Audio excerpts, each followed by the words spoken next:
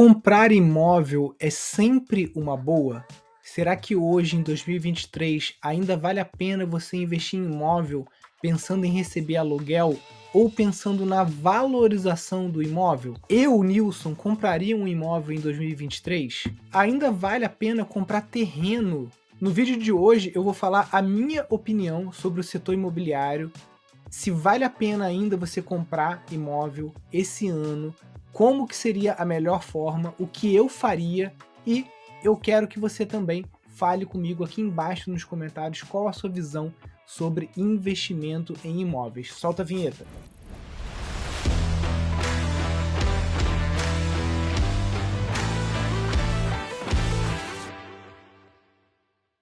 Então, pessoal, todo mundo sabe que os tempos mudaram.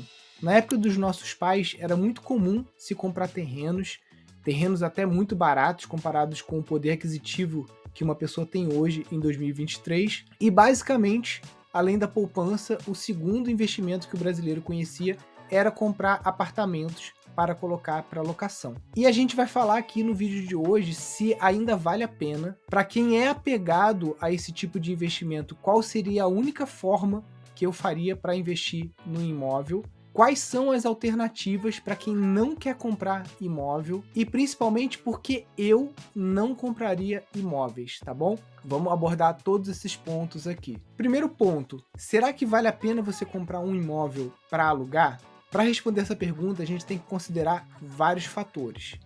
O primeiro deles é que o valor do aluguel, geralmente, ele representa 0,03 a 0,5% o valor do imóvel quando você aluga esse imóvel por contrato de locação por 1 ano, 2 anos, 3 anos, né? Aquele contrato com imobiliária. Quando você tem esse imóvel em uma localidade que é turística ou que tem uma boa capacidade de aluguel por temporada, por aplicativo, né? Por exemplo, não considero São Paulo capital uma cidade que tem só potencial turístico, mas lá você consegue alugar imóveis porque tem muita gente indo para lá.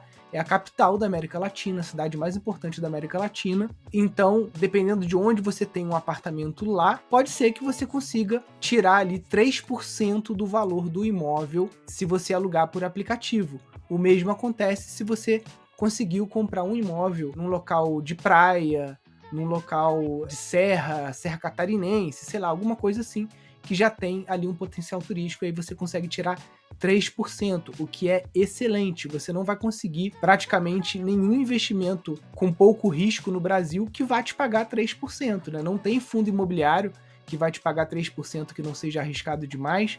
Não tem ETF que vai te pagar 3% ao mês que você não esteja incorporando ali algum risco, tá bom? Agora, são pouquíssimos os casos em que você consegue 3% do valor do imóvel. É aquele cara que conseguiu comprar lá atrás uma casa em Búzios, comprou uma casa lá em Balneário Camboriú, comprou uma casa em Florianópolis há muitos anos atrás, porque hoje os preços já explodiram. Então, da mesma forma que os preços explodiram, a oferta também desses imóveis aumentou demais. Nos Estados Unidos, a gente já começa a ver o que estão chamando de bolha do Airbnb, né? Não só nos Estados Unidos, mas na Europa também. O que acontece? Você não consegue mais alugar. Você, por exemplo, na mentoria, eu atendo uma pessoa que é da Itália e que a filha morava em Milão. E ela teve que reestruturar a vida da filha, mudou ela para Lisboa, porque está impossível alugar imóveis em Milão. Porque as pessoas que tinham apartamentos lá tiraram os apartamentos da imobiliária e colocaram para alugar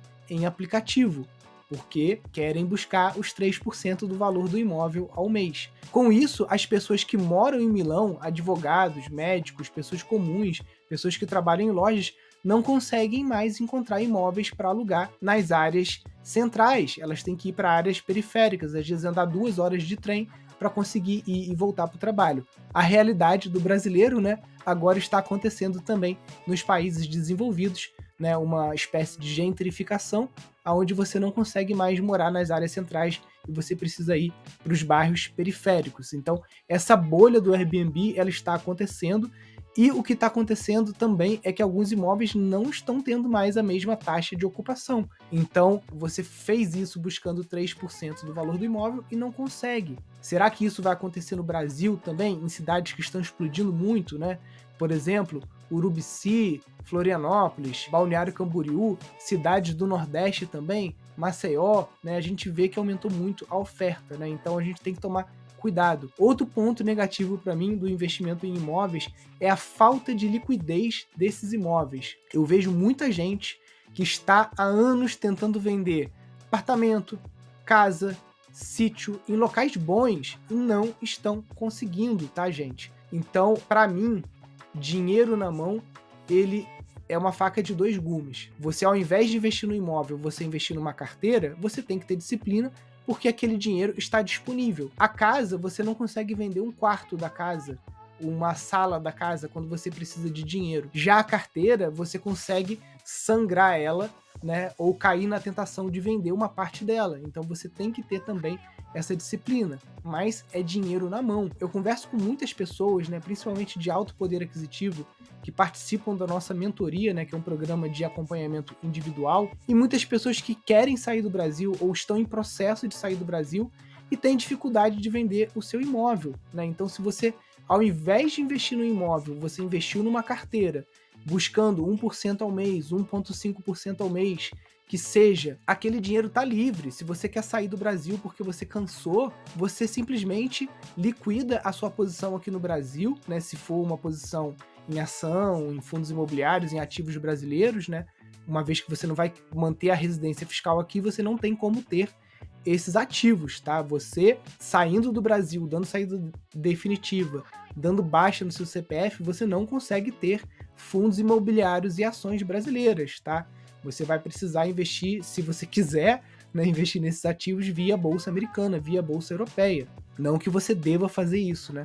Mas a gente na mentoria tem alunos que querem sair do Brasil e alguns ainda não conseguiram fazer isso porque estão esperando vender a casa por 1 milhão, o apartamento por 1 milhão e não conseguem. Se esse dinheiro tivesse já em carteira, por mais que você vendesse essa carteira no prejuízo, vamos supor que você comprou fundos imobiliários e você tinha 1 milhão ali em fundos e que nesse momento os fundos estão ruins e você, se fosse vender aquela carteira, venderia por 900 mil, mais pagando ganho de capital, você tivesse 800 mil reais. Tá bom, nesse momento também o dólar está baixo, está 4,90, então nunca é sempre tudo ruim, né? Você conseguiria comprar ali 500 mil, 600 mil dólares e sair com a sua família do Brasil e começar de novo.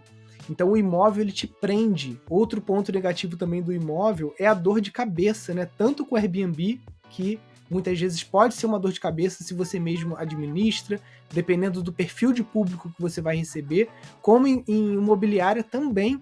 Eu tive uma pessoa na família que o imóvel dela ficou 2 anos com inquilinos que não pagavam aluguel, ela não conseguiu desocupar a casa e ficou por isso mesmo, tá, gente? 2 anos de aluguel perdido. Então, eu já dei aqui alguns motivos, né, para que você não compre um imóvel.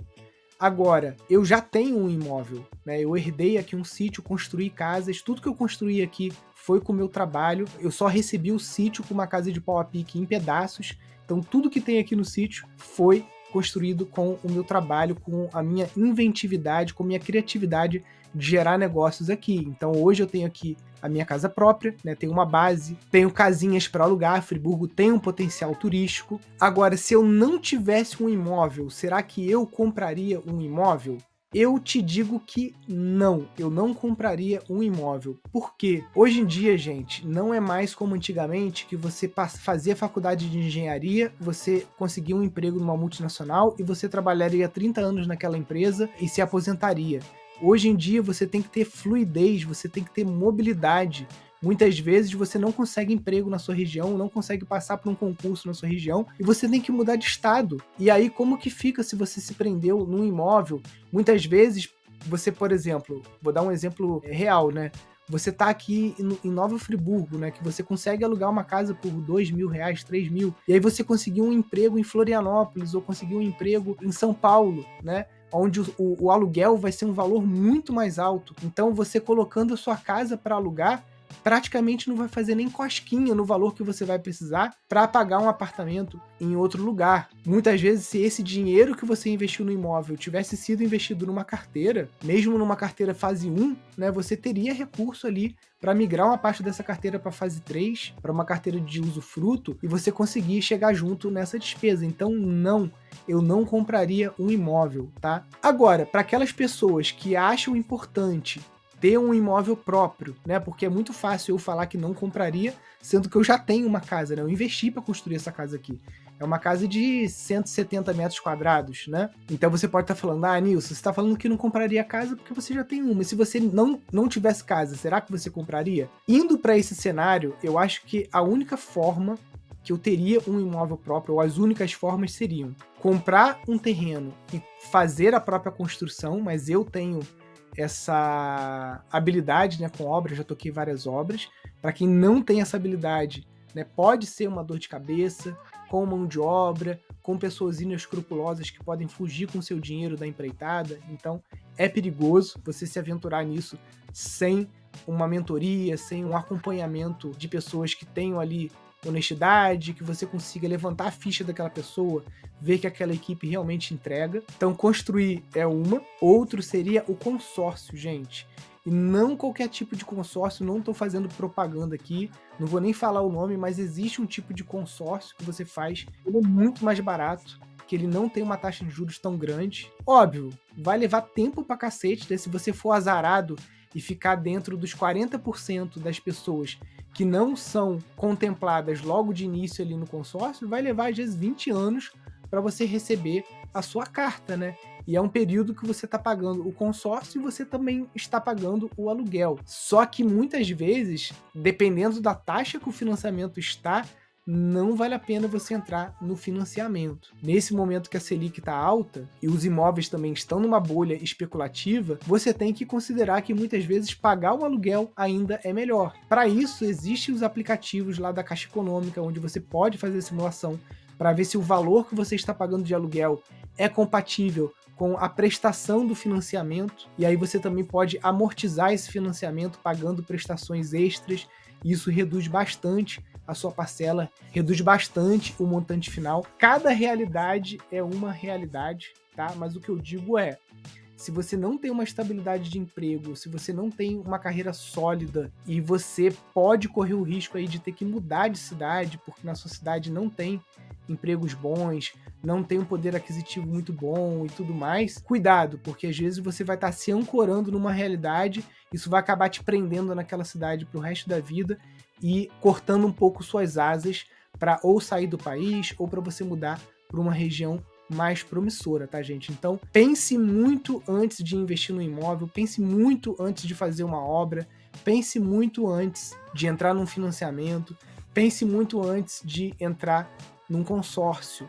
Você pode pesquisar, muitas vezes você consegue um aluguel mais barato, com muita pesquisa, não é aquilo que você quer, mas aquilo que eu sempre falo, viva 2 degraus abaixo daquilo que você poderia ter, para que você consiga ter um conforto naquela idade em que você já não vai ter mais tanta disposição para trabalhar. Não estou falando para você se sacrificar a vida inteira morando numa kitnet, morando mal, para você só conseguir aproveitar a vida aos 60 anos, não é isso.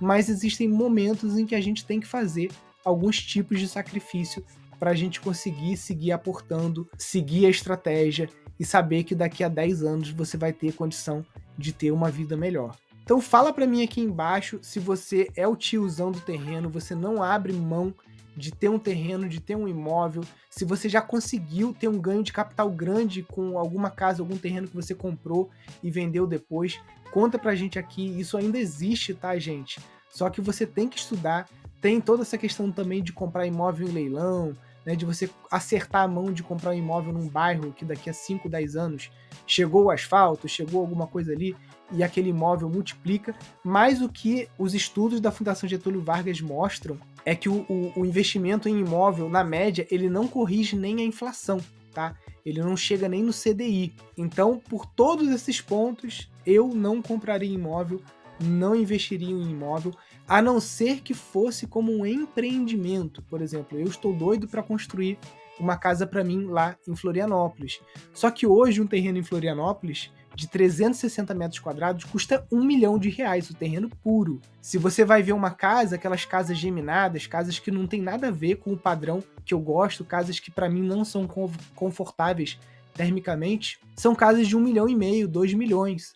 Então, se eu fosse querer ter um imóvel em Florianópolis, eu procuraria alguns amigos investidores, compraria um terreno que eu pudesse construir 3, 4, 6 casas e praticamente a minha casa sairia de graça por fazer a incorporação, por fazer a SPE ali. Seria o único caso em que eu me envolveria para ter uma casa própria, colocar recurso próprio, né, de início, ou correr atrás de um financiamento bancário, mas pensando em fazer um empreendimento, fazer uma incorporação, fazer uma SPE, para no final ainda ganhar dinheiro com aquilo, ou no mínimo ganhar a casa de graça, tá, gente? Então, se você tem essa habilidade, ótimo. Se você não tem, eu consideraria mais usar o valor que você investiria no imóvel para construir uma carteira de ETFs, que a carteira de ETFs, sim, em 10, 15 anos você consegue taxas anuais de 19, 29, já chegaram épocas que você conseguia até 40, 50% ao ano, gente, de ganho real,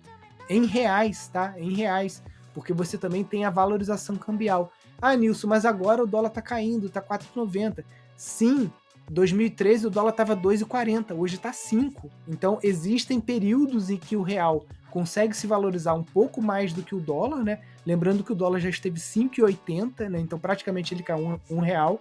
Mas em períodos de 10 anos, não houve nenhuma época em períodos de 10 anos, desde que o plano real existe, de que o dólar não foi subindo R$ 1, R$ 2, tá, gente? Então, quando você junta a valorização das cotas dos ETFs junto com a valorização cambial do dólar, porque o dólar, o euro, moedas fortes, sempre vão ganhar valor frente ao real, com algumas poucas, né, tipo a libra esterlina quase que acompanhou o real nos últimos 10 anos, né? A Inglaterra sofre ali com uma situação econômica bem esquisita, mas de uma maneira geral, o real sempre perde valor para essas moedas. E com os ETFs, você está investindo em várias moedas fortes do mundo sem tentar descobrir qual é a melhor moeda. Então, para mim, se você não quer comprar um imóvel, não sente seguro em comprar imóvel, é melhor você investir numa carteira global de ETFs, investindo em todas as moedas fortes, investindo fora do Brasil, porque se acontece alguma coisa como o Plano Collor, com fisco de poupança, com fisco de dinheiro no banco, hiperinflação como está acontecendo na Argentina, na Venezuela, o seu dinheiro já está fora e se você quiser tentar a vida em outro país, que seja até aqui do lado, Paraguai, Uruguai, países ótimos para você imigrar, você consegue fazer isso com mais mobilidade do que estando com seu dinheiro empatado, sem liquidez em imóveis, que em tempos de crise, aí que você não vai conseguir mesmo vender. Então, diz a sua opinião aqui embaixo sobre esse assunto e a gente se fala aí no próximo vídeo.